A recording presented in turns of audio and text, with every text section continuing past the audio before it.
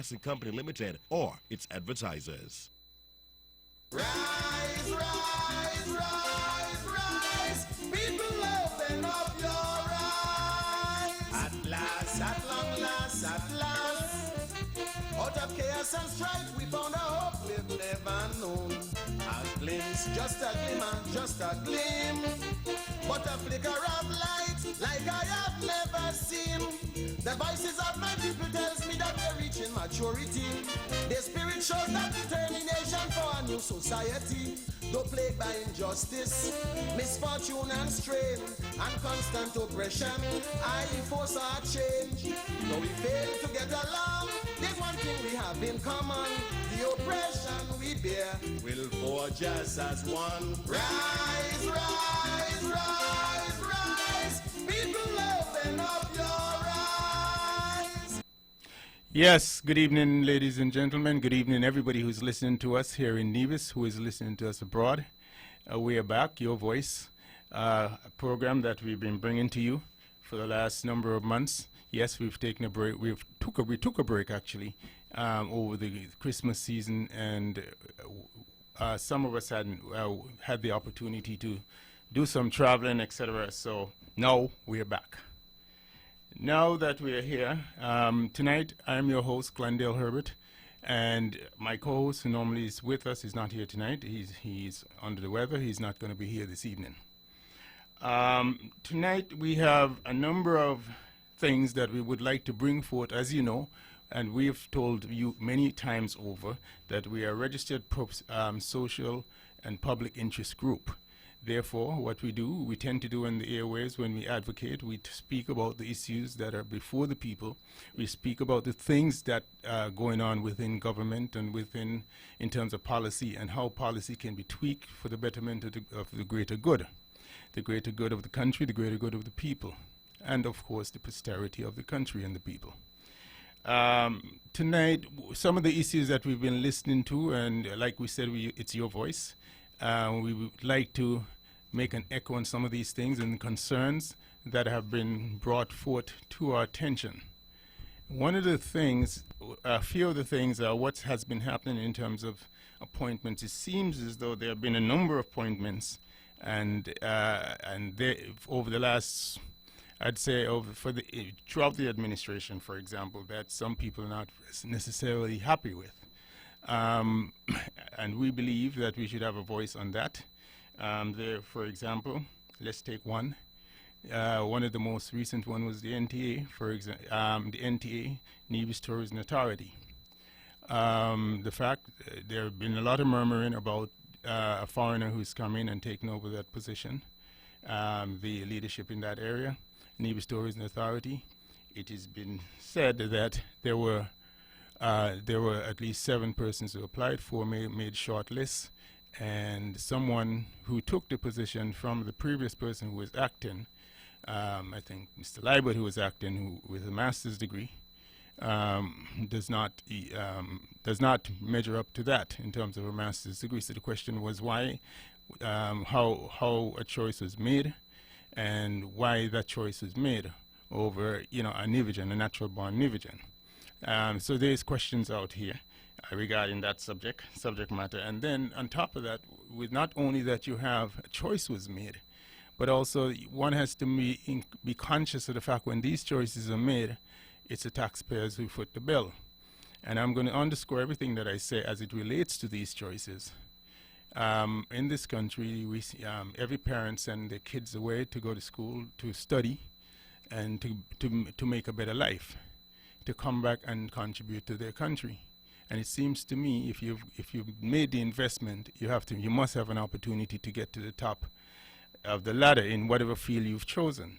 And when there is such appointments and there are there's a level of to some people view a lack of transparency. There is not enough vetting. There are concerns and rumbling in the community because people feel slighted. So that's one of the things I think, of concerns in terms of the NTA appointment. And then of course, there were a number of other ones throughout the last 2 years or so. You hear the rumbling, and they talk about, for example, Nevlec, Nevis Electrical Company, and of course another foreigner. And they said, of course, they have to pay housing allowance and the salaries, and there are people here who may be able to take these positions. People here who are qualified enough to take these positions.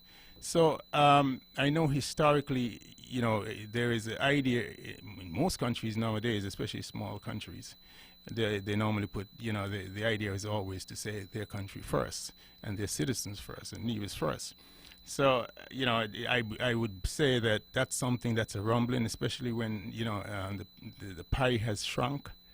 And the pie has shrunk in, in the country. There's not much to go around, and there are so many people coming back from school abroad. There are people who are in the pipeline and are not being advanced, and there's always going to be, concerns for that. And, I would admonish those who make these decisions to at least begin to look, in the direction in terms of a Nevis First policy. Then I'm going to just touch on a few more, and then we can have a deeper discussion after. And then there's the legal department again.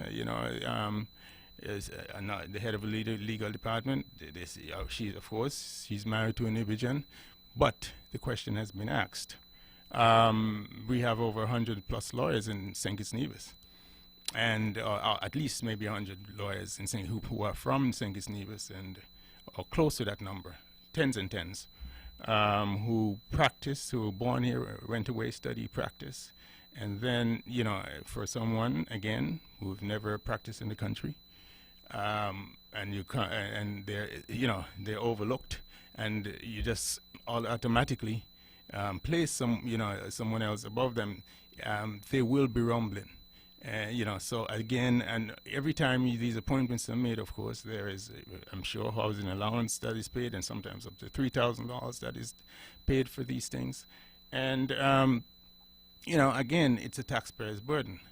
And again, someone else who would have been, who have studied and toiled to the ranks would not realize the ultimate dream.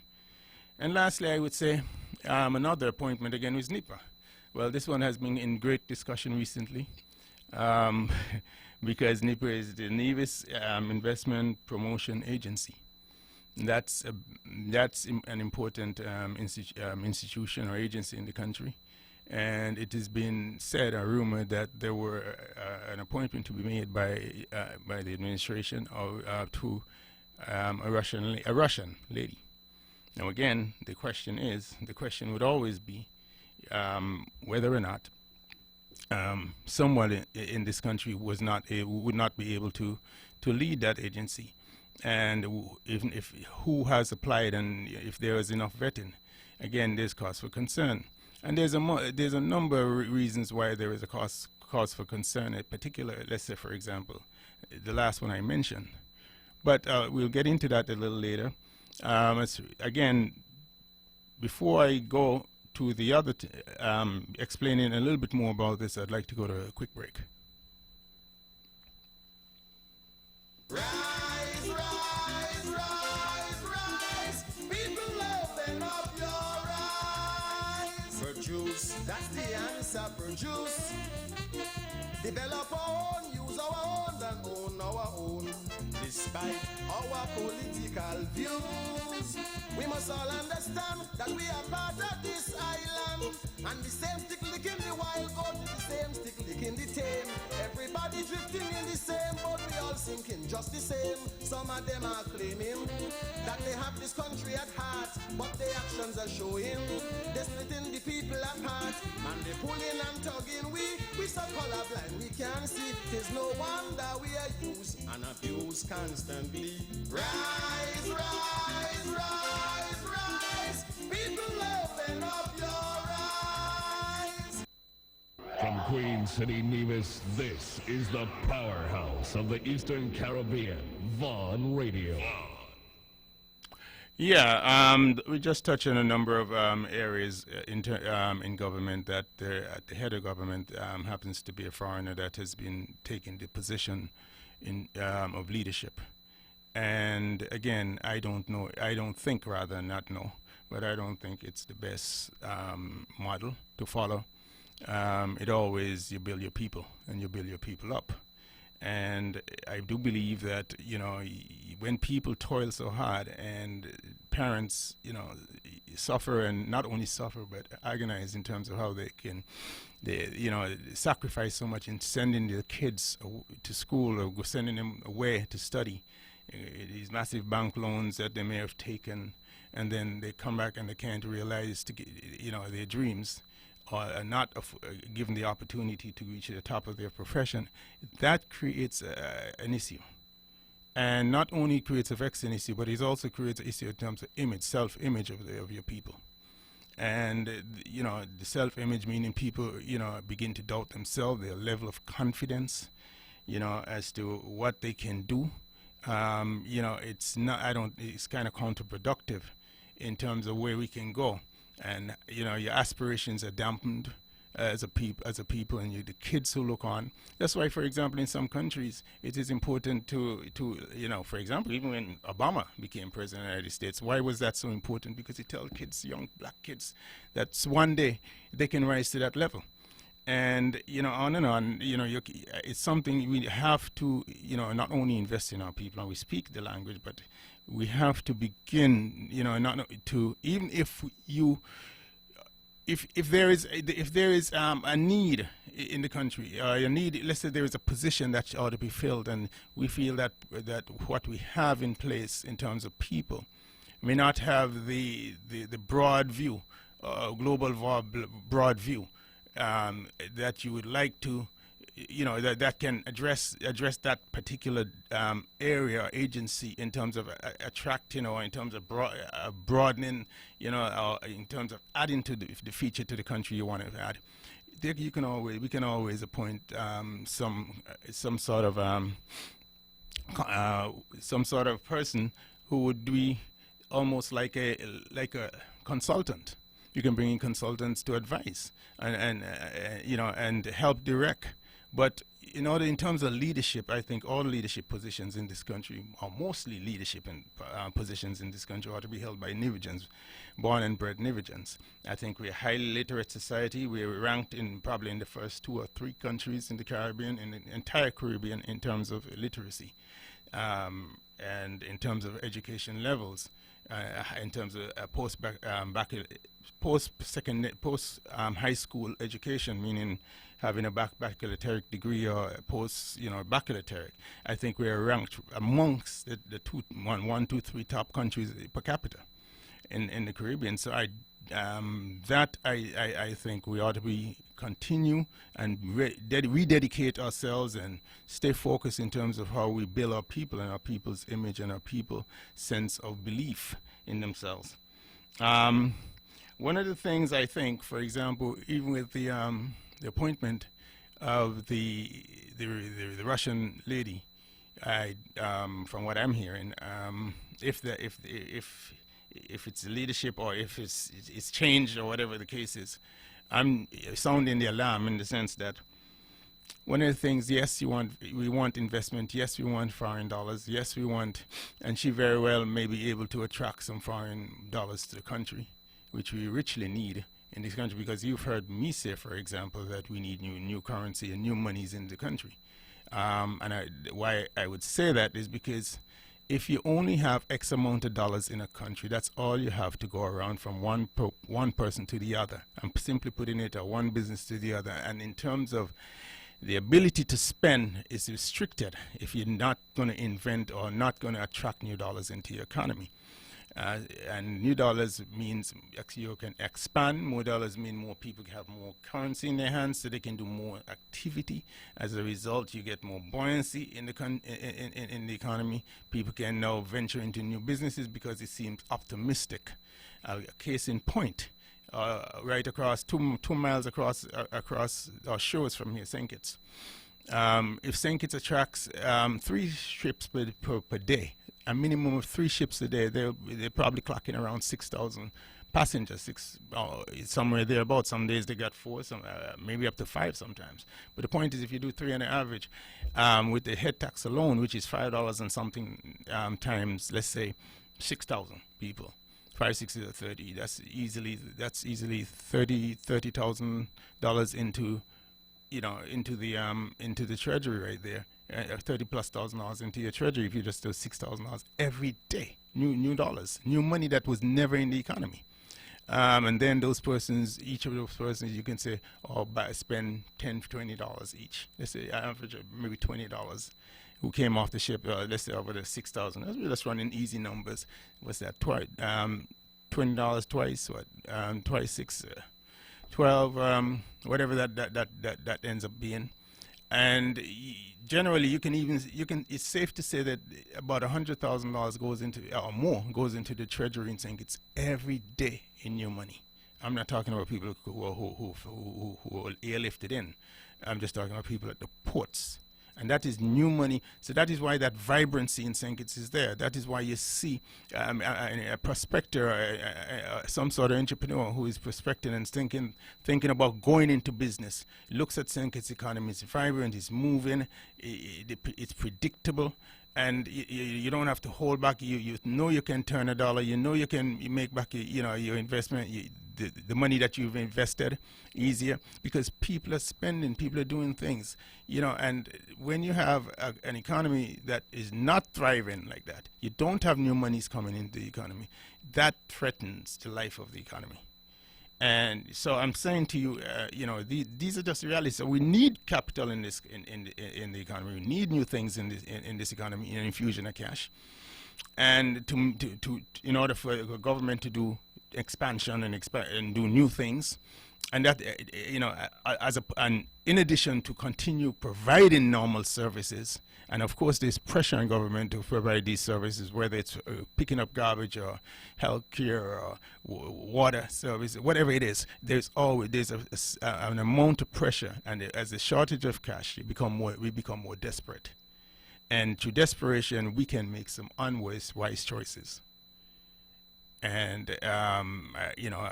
as a counsel, a word to the wise is sufficient, generally speaking.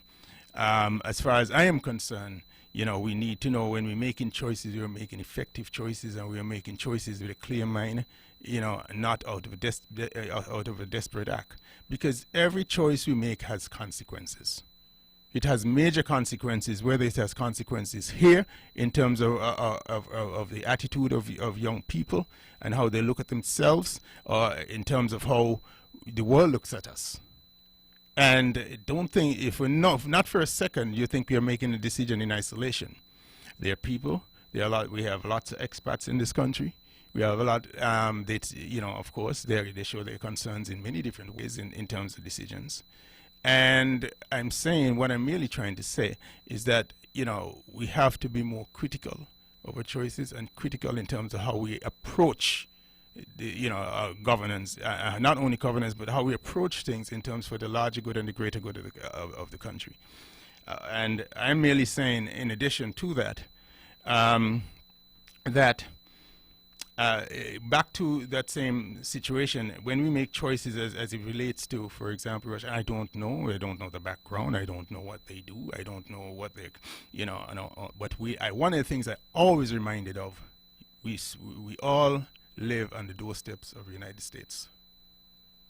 And that's a very important thing to remember in making choices. So,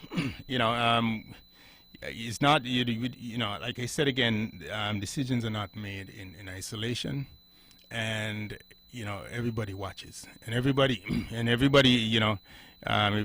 you're a student of history, many would understand what I'm trying to say in terms of the decisions that's being made that we make in this country.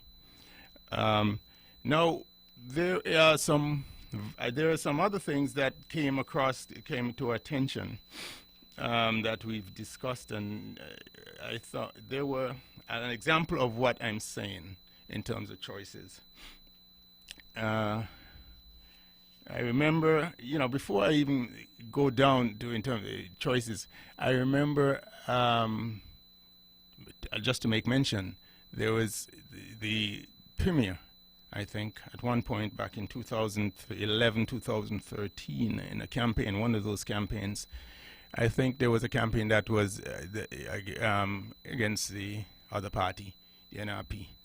I think there were Surrey Paving that was here, and they were doing a road, I think it's Hamilton or something like that.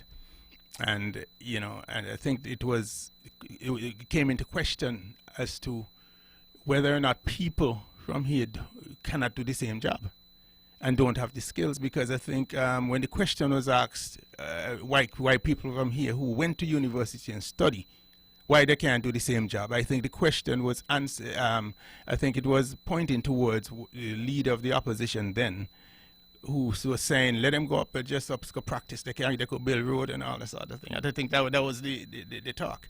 So if there was a talk, I mean, in terms of your people first, and your people going away to study, you know, first, and making them, giving them the opportunity to expand them skills and to expand themselves, and giving them the confidence to build in the country, which some of them got right after, after that event. And sorry, Fabian left. Well, it speaks towards the same consistency or the same mindset. Speak towards the who heads these departments in government. It should be Nevis first. We are talented people, and I've seen guys in government who engineers and whatnot build roads in this country and build, and they have done excellent jobs in public works and throughout the country. So I want to stay consistent with a Nevis First idea and a Nevis First agenda. And I would admonish, I would ask, I would beseech that we continue down that road, because again, the image, psychological image is, the aspiration of young people and the hope of parents. The hope of parents when they make the sacrifice to do what they do with their kids and want to see the best at the end of the day for their families. I want to see them realize that. All right? And I think every Nevian would like to see that. And I think there is a way to do things. I think there is a way that we can advance this place. And there's a way, through consultative ways. And I've always said, we are here, we observe, and we're not here to criticize. We're here to not only speak about the issue, but offer solutions. And it's important, is one thing to just sit up and criticize, but it's another thing to provide solutions. You understand? And I do believe it must be balanced and you must be fair when you speak about whatever is being done in the country, because again, it's for the larger purpose and it's for the greater good and the advancement of not just me. It's not about me. It's not about us. It's about them little ones who are coming along, and making sure you have a Nevis that is better for them. You understand? And dealing with the structural issues of the country, because there are some structural issues that has to be addressed. And those structural issues, you cannot just ignore them, because they would not go away. And anyway, I'll take a quick break again and move again.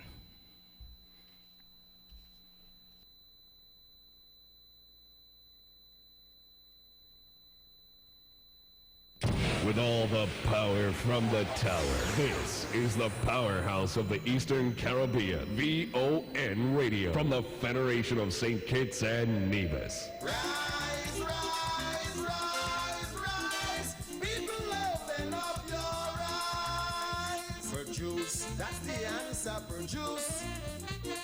Develop our own, use our own, and own our own. Despite our political views, we must all understand that we are part of this island. And the same stick lick in the wild goat is the same stick lick in the tame. Everybody drifting in the same boat, we all sinking just the same. Some of them are claiming that they have this country at heart, but their actions are showing they're splitting the people apart. And they pulling and tugging, we so colorblind we can't see. 'Tis no wonder we are used and abused constantly. Rise, rise, rise, rise. People, open up your eyes. Yes, we're back again. No, there are some other issues that came to our attention, that was brought to our attention. In terms of choices again, let's go down the road of choices. There was that has not panned out. And choices that cost us. At some point, they will cost us. One of the choices would be there was a gentleman by the name, I think his name was Jeffrey Folsom. Jeffrey Folsom. Jeffrey Folsom was came here to pick up old cars and whatever, you know, they recycle them and send them out or whatever, they you know, take them off the streets, garbage. And it was, I guess it was a part of the whole idea of race to energy project, whatever that's supposed to be. And anyway, it didn't get off the ground in a real way, you know, and I don't even know if he's still involved in any of this stuff. But the thing about Jeffrey Folsom, you see, it's important to vet a lot of people and understand where people are coming from. Now, Jeffrey Folsom did business in California, and for some time in the collection of plastics, PET bottles, polyethylene, I forgot the last term, part of it, the acronym, PET. Plastic bottles where you drink water from, those same water bottles when you buy from Nevis Water, you buy from Nelson Spring or whomever, Island Purified. And in California, he was collecting bottles in California, in the States actually, in New York and California in particular.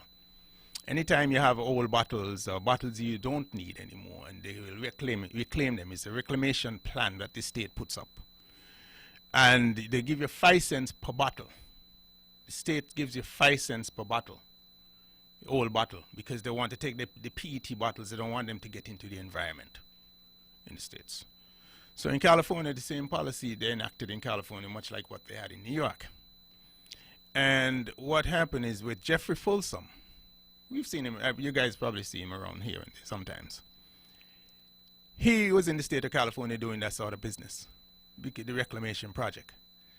And in that project, what he did, he used to pick up the bottles, but he got, somewhere along the line, he got to be a genius fast overnight.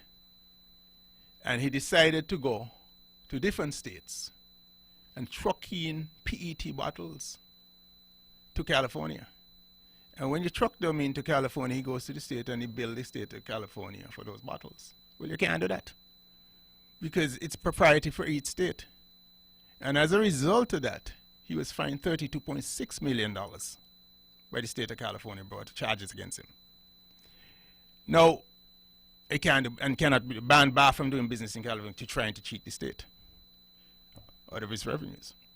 Now, these are facts, but through a little research, through a little understanding of who comes to you, you ought to know these things. Jeffrey Folsom,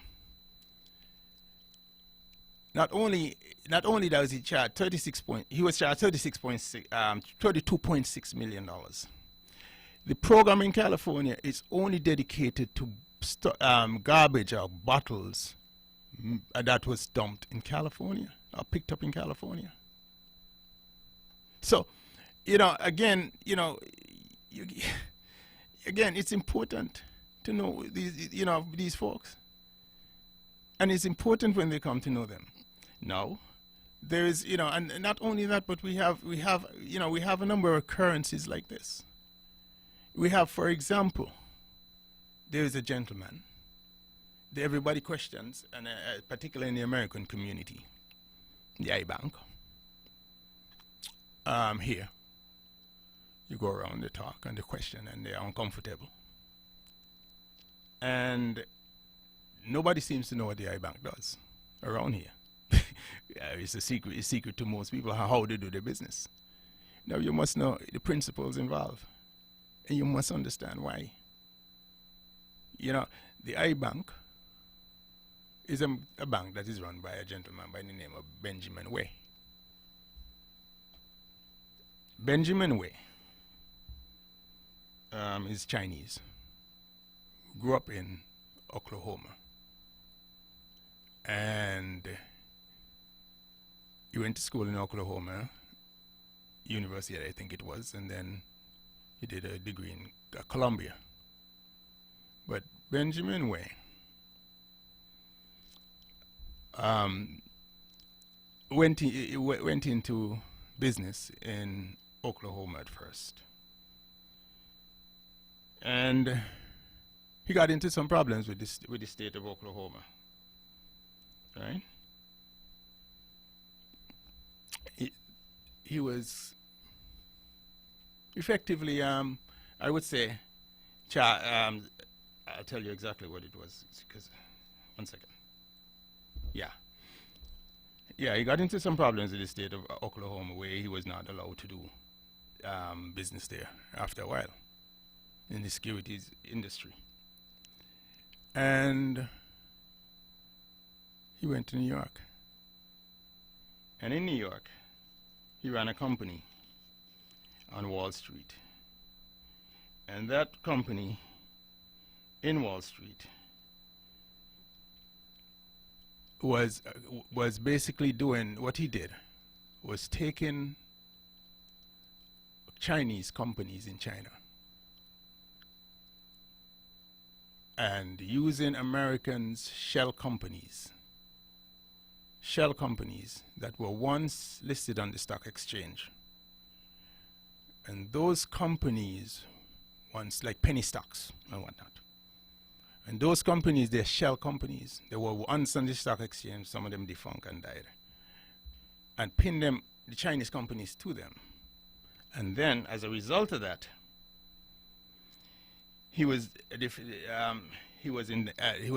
that caused him to get indicted in 2015. Because what it does is allowing Chinese companies to have access to New York, U.S. capital markets. When I say capital markets, I mean access to real big money, billions of dollars. People can buy into those companies, foreign companies, because you engulf them in shell companies, but dead shell companies. No. Case was ultimately thrown, because a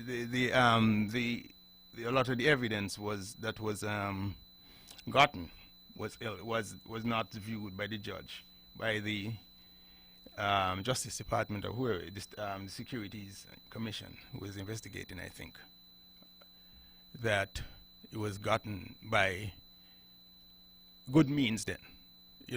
Sometimes you have to get your evidence through, legal means and disclosures or whatever the case is. And, they say that was thrown.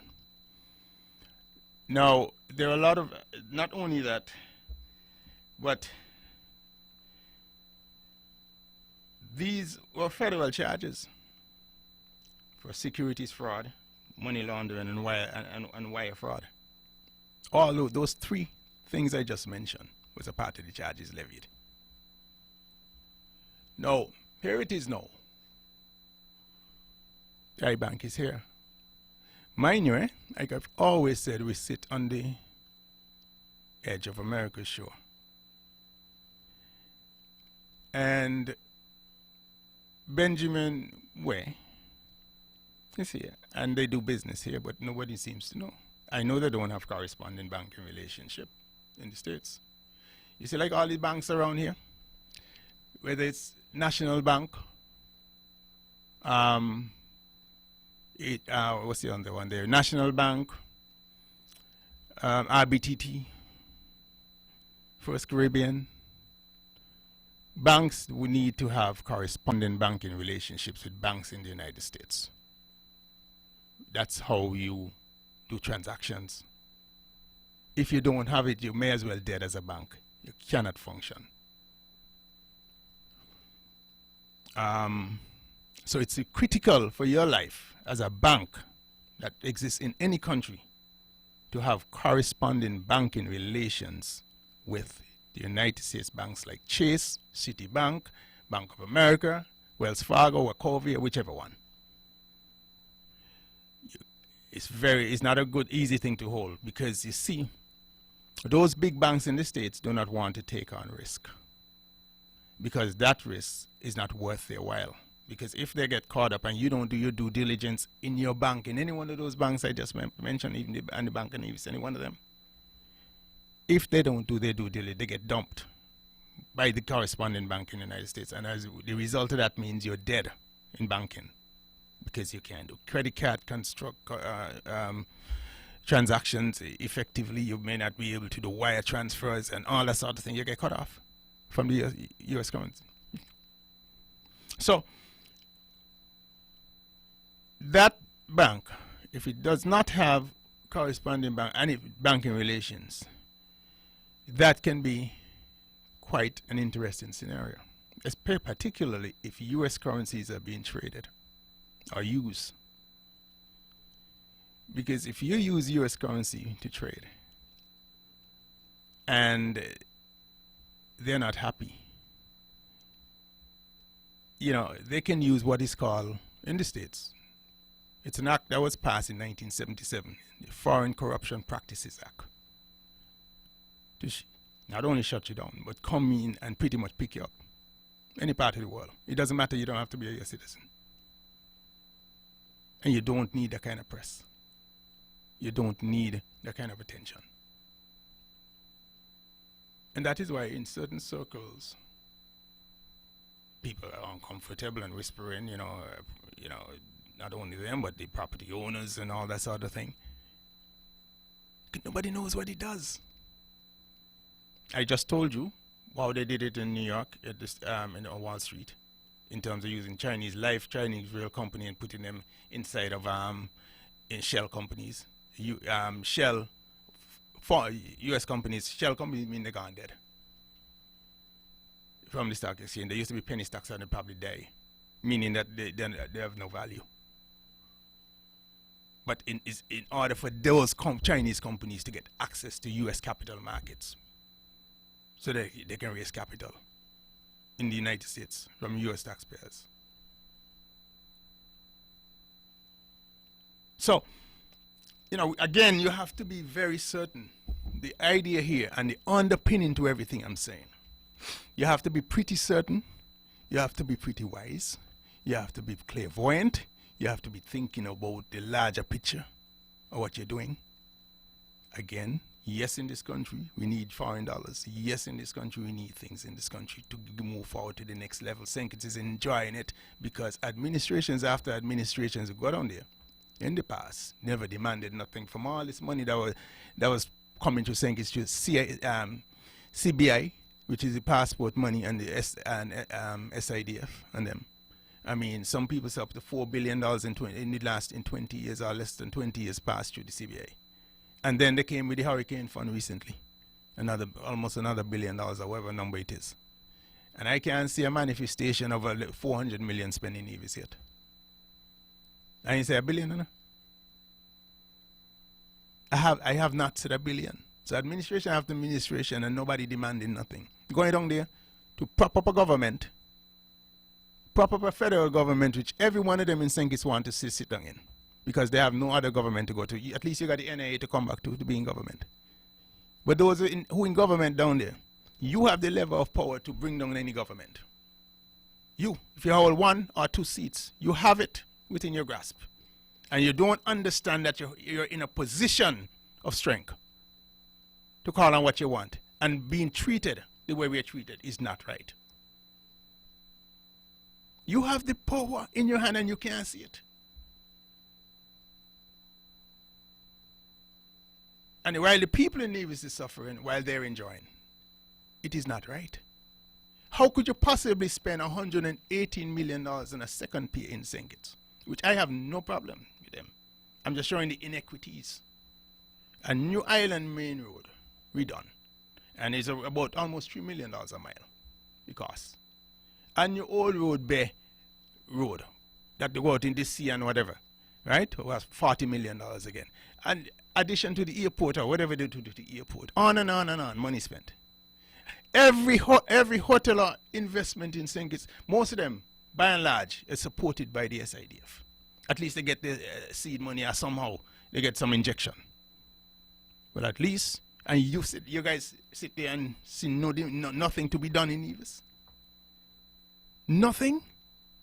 No demand is made, and you got the power. They need 6 seats to sit in government. 6. Not 7, they need 6. And we go along like this, like merry-go-lucky. It makes no sense.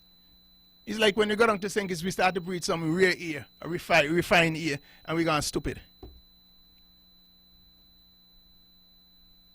It makes no sense. And like I said, each politician who go, who go down to St. Kitts at the federal, and I've come to the conclusion the power is in St. Kitts, it's not in the NIA anymore. So all of you who have illusions that the NIA, we want the NIA, the power is where the money is. If the NIA is stronger for money, and like I said, there's new money coming into the country. New money is coming in the way of passports, new money coming in the way of tourism and ship and airlifts.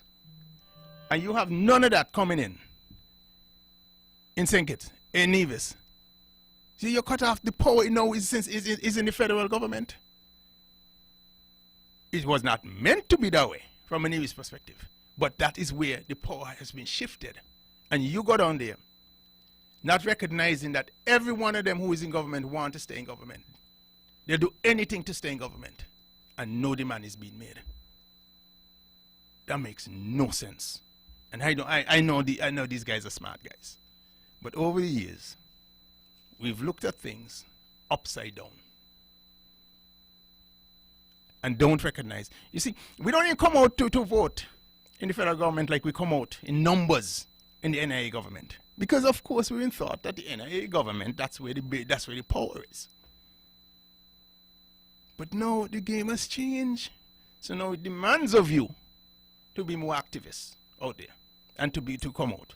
Because you now have to make the change you want to see is a change you have to at least demonstrate by going out there and being more activist. And I'll have to demand more because everybody is all three representatives from Nevis, all three who goes to St. Kitts, they are supposed to bring back the bacon. They are supposed for their constituents. They are supposed to bring back something for their constituents. Don't be treated like second-class citizens because you're not. You're proud people. And don't allow anybody to put that on you.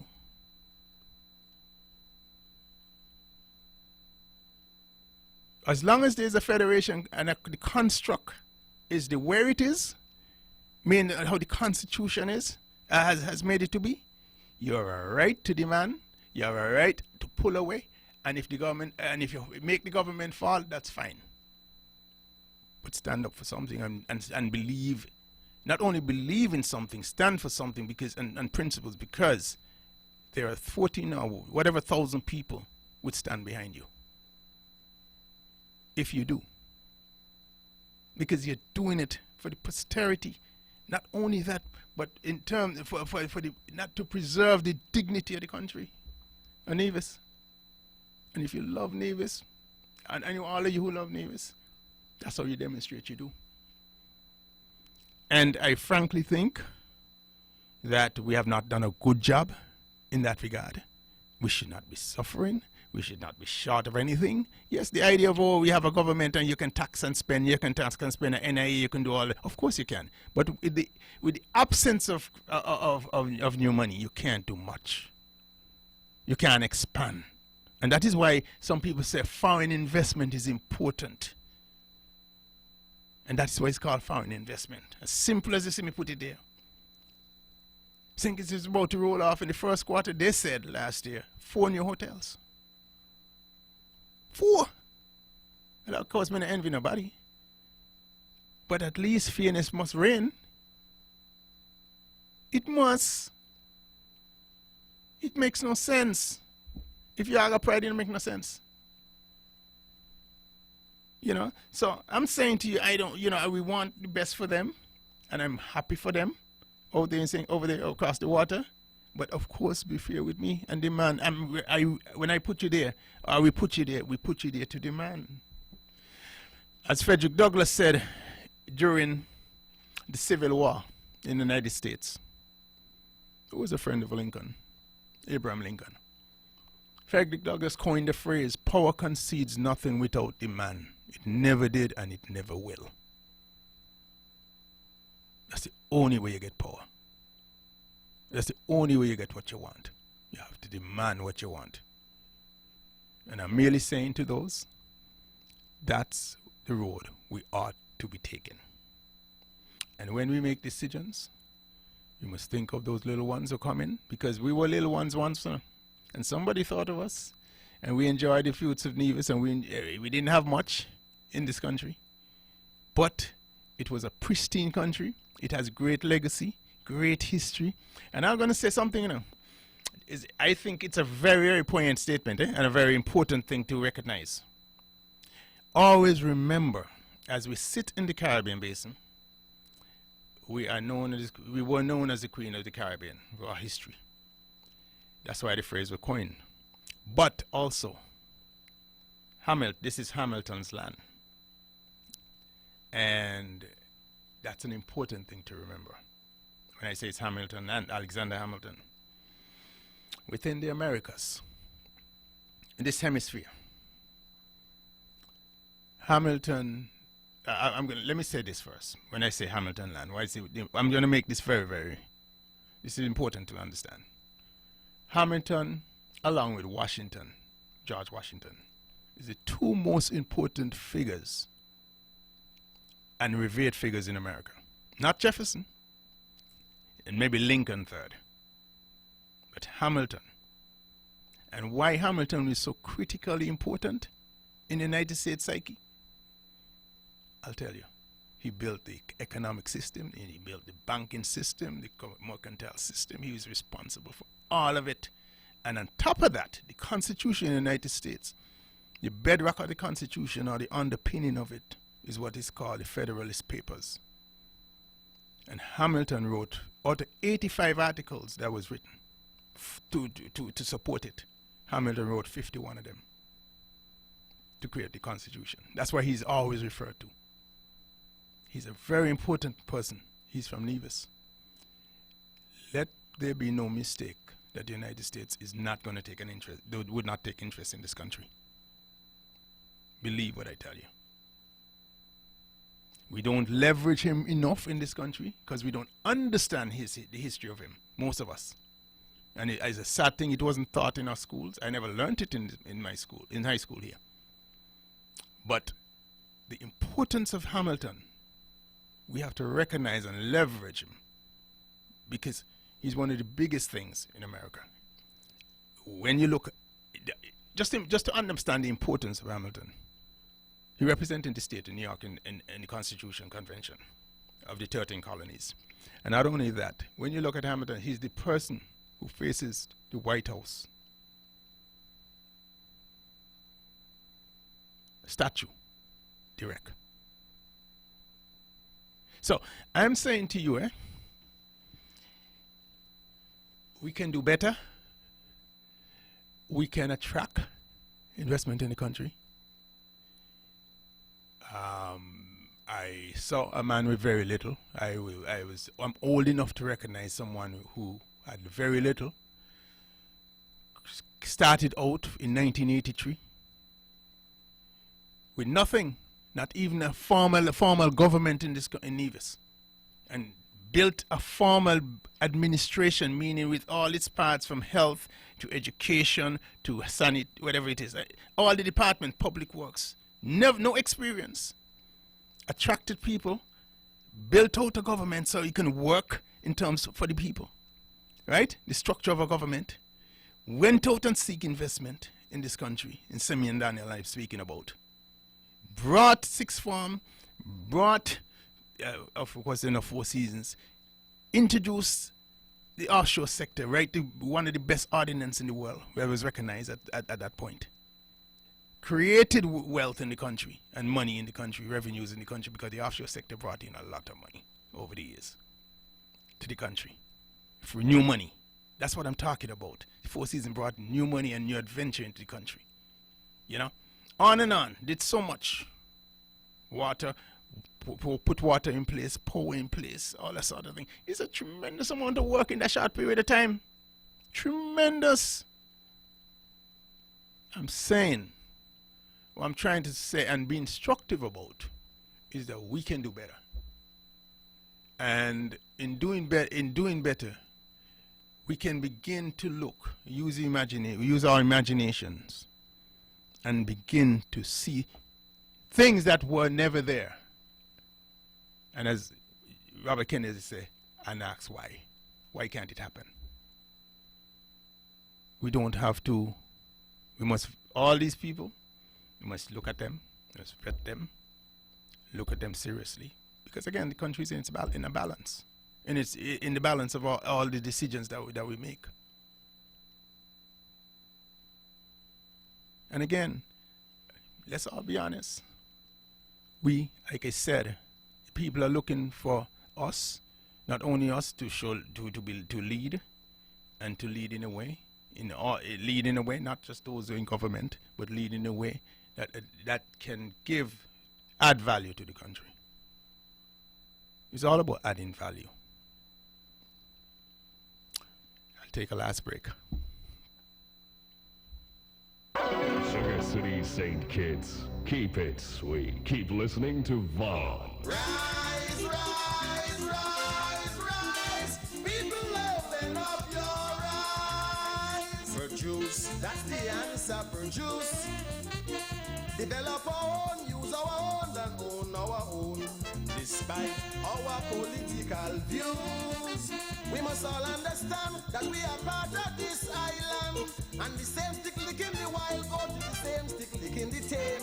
Everybody drifting in the same boat, we all sinking just the same. Some of them are claiming that they have this country at heart, but their actions are showing they're splitting the people apart. Man, they pulling and tugging, we so colorblind we can't see. There's no wonder we are used and abused constantly. Rise, rise, rise, rise. People, open up your eyes. Yeah, again, I want to say, on the heels of what I just said, one of the things we got to recognize, if whoever we put in these positions become the face of your country, they become the face in the world that goes out to the world that represent you and you represent your country. And one of the things that is done, everybody's checked. One of the things the Americans are good at, they always do their background, background checks. And when you go, it's important when someone becomes the face of your country, we know who that person is and who are these people. So, we all have a stake in this country. Every one of us has a stake in it. Whether you have, once you're born here, you have a stake in it. You pay tax, you have a stake in it. And if you own property, you have a stake in it also, or even a larger stake. And we want to see the best for it. We have a stake in it from property values. It's important to every single citizen, if you have property, that property values continue to move up and are sustained. Because if people, if your country is devalued or your country is looked at a particular way and people don't want to be here, then it's devalued and the values of your property go down because everything is supply and demand. Then there's no demand for what you have. And I've always said Namibians enjoy in the Caribbean, and I've said it unequivocally, in the Caribbean, the high standard of living in the Caribbean as it relates to property values. We're one of the highest owner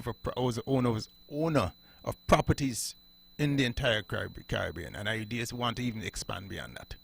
There's no other country has as much ownership, property ownership as Namibians, lands and what have you. And that people in the United States, for example, people guard property value, because it's an instrument to wealth, property. And in neighborhoods, they would keep people out of neighborhoods that they think would diminish their property values. You use a thing called redlining in order to keep property values up. So when they do a sale, they invest their money in a piece of property, a home or whatever the case is, and they're ready to sell, they want to capture a good money for it. So, we have to become more sensitized, economically sensitized, where we understand who we are and the values of what we have, just like we have to be more sensitized as to our politics in St. Kitts and what we demand and what we want and what we should take and what we should not take necessarily, but what we should demand. Everybody got to know what their position is in this life and where they stand in this struggle. And recognize your past before you know where you're going in your struggle. That is how you know your value. And I'm saying to you, somebody said at one point, Nevisians, maybe 80+% of the properties in Nevis are owned by Nevisians in terms of lands and what have you. That is a phenomenal thing. Most countries don't even do that. Most countries has land reforms to take back lands, and whether it's in Africa, you hear it happening in Zimbabwe, land reform, South Africa, land reform, big fights over that up to today in South Africa, in Venezuela, all over the Americas. Nowhere in the Caribbean has that particular thing whereby the people owns that much property. And most of this property is free and clear. A lot of it is free and clear. Free and clear means they don't owe anything on it. And if they don't, they can leverage it. But values are important, property values. And what you do, the decisions you make, are important towards these things. So I'm saying we can be creative, we can find ways, we can be consultative, we can reach out to people, in the community who knows, and can give direction and help. Nobody's too big. None of us is too big, because we all want this. We all want good lives for everybody, and good things for everybody, and all of us. And if you call on all the people, you call on people who can help or people can move the country forward, it makes everybody look good. The entire ship is raised. And that is the important thing going forward, I think. And I said, these are the issues that has come to us. And of course, we will not bridle ourselves on anything as it relates to furtherance and the promotion of this place called Nevis and the future of these young people. I think it's important for all of us not to be bridled. I think it's important for all of us to stand up and for what is dignified and what you believe. And what you believe in, it must be credible. And whatever you say must come under scrutiny and can stand the weight of scrutiny when you say it. You must have the confidence when you speak about what you're speaking about. Because at the end of the day, you're not saying it for you, you're saying it for the benefit of all. And everything that we say is for the benefit of all, not me. As far as I'm concerned, I may not even live that long. Our time here is short. My time here is short. So that's not important. So, we got to understand when, all this glamour and all this nonsense is nonsense. Our time is short. Before you know it is over. So I say, again, going back to these things, we have to be Nevis first and looking out for the people. And it's all about the people. And it's all about the advancement of the country. It's all about creating opportunities in this country for them young ones coming through and those who are here to advance their lives, to uplift their lives, and make this place a better place whereby we all can at least celebrate each other and celebrate the land in which we all love, Nevis. Thank you. Rise, rise, rise, rise. People, open up your eyes. At last, at long last, at last. Out of chaos and strife, we found a hope we've never known. A glimpse, just a glimmer, just a gleam. But a flicker of light, like I have never seen. The voices of my people tells me that they're reaching maturity. Their spirit shows that determination for a new society. Though plagued by injustice, misfortune and strain, and constant oppression, I enforce our change. Though we fail to get along, there's one thing we have in common. The oppression we bear will forge us as one. Rise, rise, rise, rise. People, open up your eyes. The views and opinions expressed on the preceding program were solely those of the participants and do not necessarily reflect the views of the Nevis Broadcasting Company Limited.